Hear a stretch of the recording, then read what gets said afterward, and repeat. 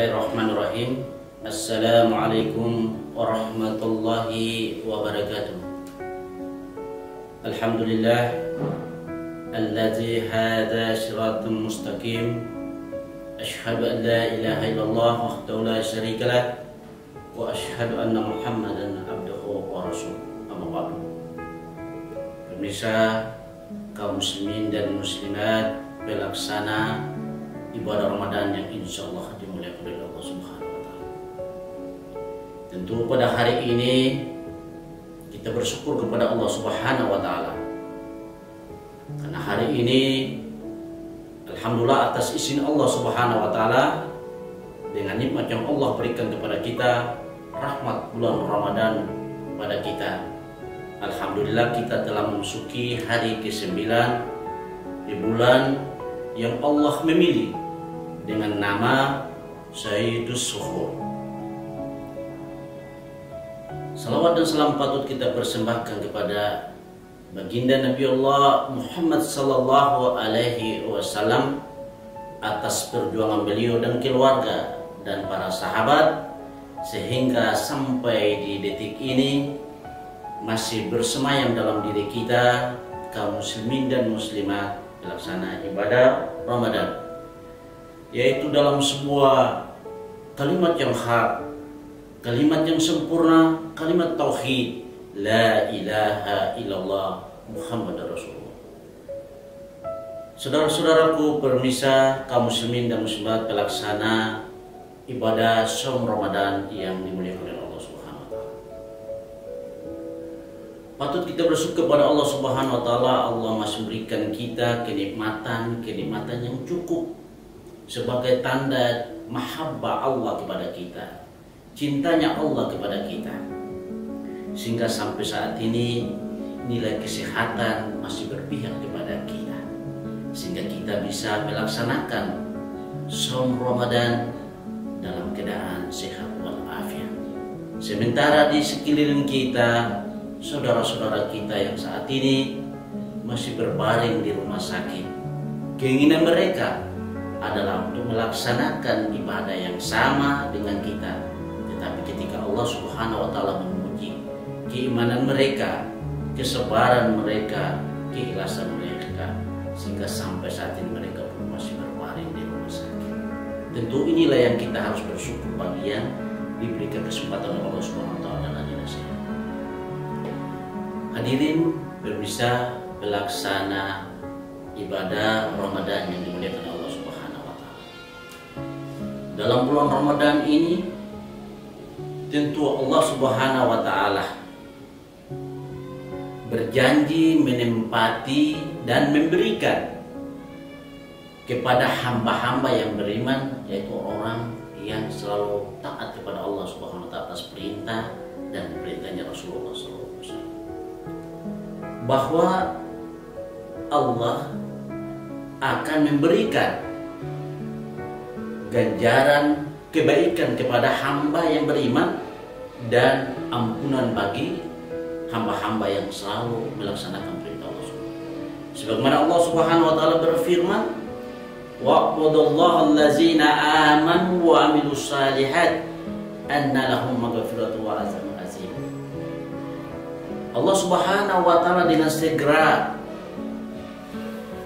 menempati janjinya akan memberikan pahala atau kebaikan yang banyak kepada mereka yang melakukan, yaitu orang-orang beriman, yaitu ampunan dan ganjaran yang banyak. Quran surah Al-Fatihah ayat 29. Hadirin pelaksana ibadah Ramadan yang dimuliakan oleh Allah Subhanahu wa Ta'ala,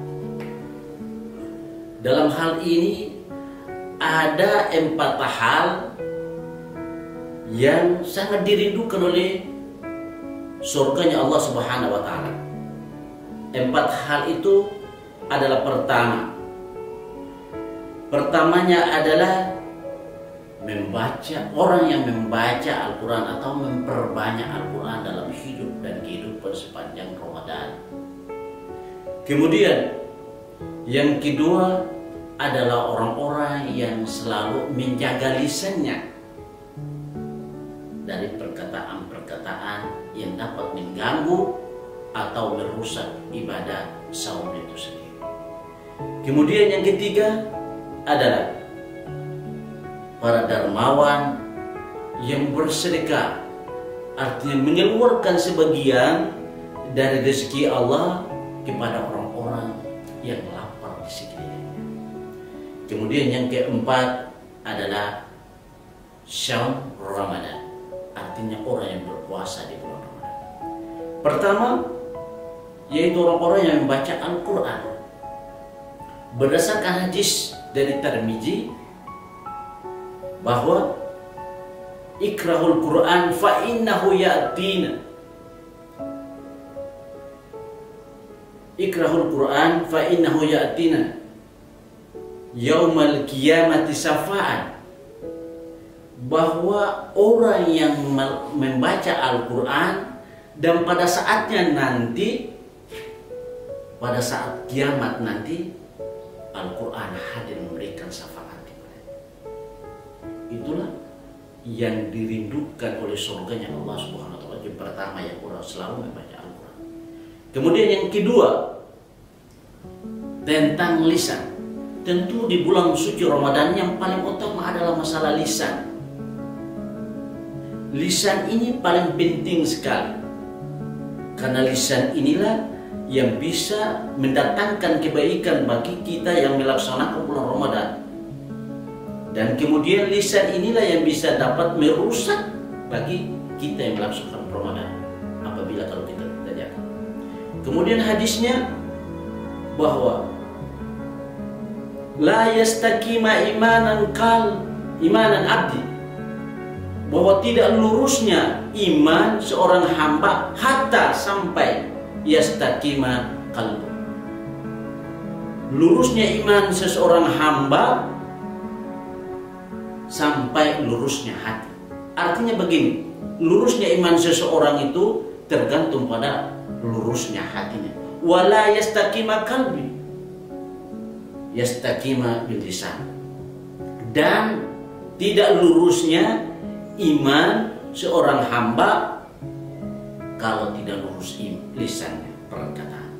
Oleh itu di bulan Ramadan yang paling pentingnya adalah kita menjaga lisan kita. Jangan sampai kita menceritakan aib orang lain. Jangan sampai lisan ini kita berkata dusta, kita berkata bohong. Dan kemudian lisan ini bisa saja kita melakukan hal-hal yang sangat melukai atau menodai ibadah saum kita di bulan suci Ramadan ini.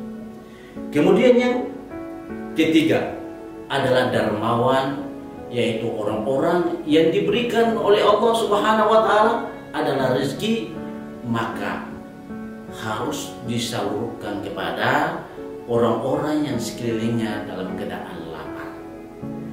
Dan kemudian yang keempat adalah Syaum Ramadan, yaitu orang yang melaksanakan puasa di bulan Ramadan. Itu adalah 4 hal yang dirindukan oleh surganya Allah Subhanahu wa taala.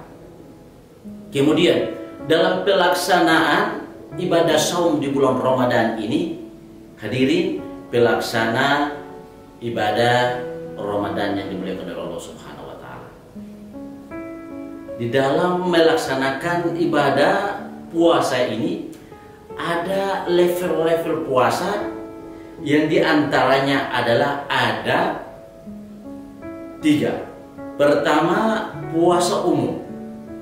Puasa umum ini adalah puasa yang sekedar hanya karena menahan haus dan lapar dan berhubungan suami istri bagi yang sudah menikah.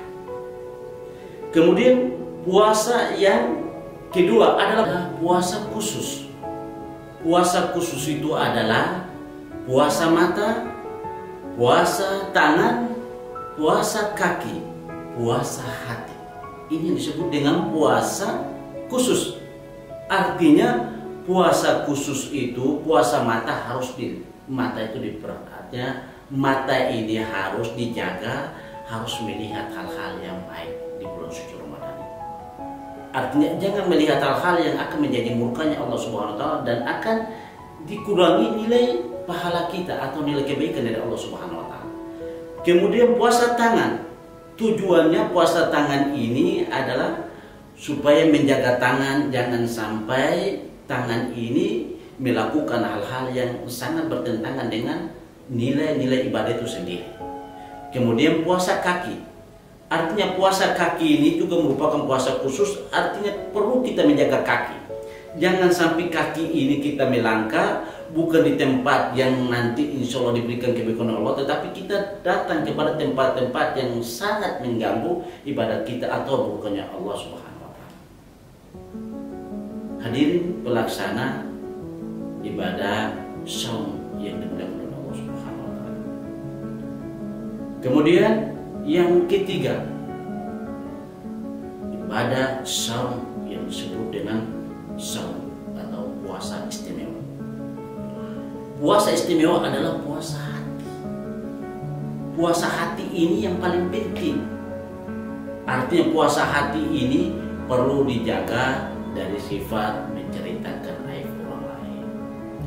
Hati ini jangan melukai perasaan orang lain. Kemudian hati ini adalah supaya lepaskan kita dari iri hati, dengki dan sebagainya. Inilah puasa istimewa. Karena puasa istimewa ini adalah puasa yang sangat sekali dalam hal saum Ramadan ini.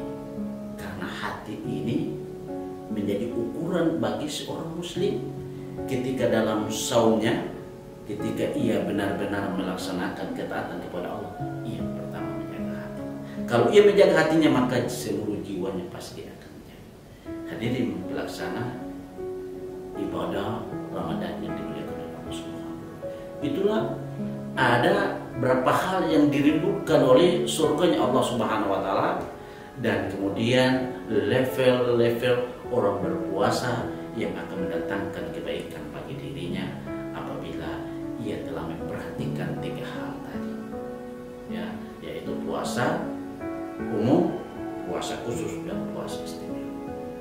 Semoga bulan Ramadan yang saat ini kita menjalankan merupakan Ramadan yang mubarakah, Ramadan yang paling terbaik dari Ramadan-Ramadan lain, sehingga segala amal yang kita lakukan di bulan suci Ramadan ini mudah-mudahan kita diijabah oleh Allah Subhanahu wa taala.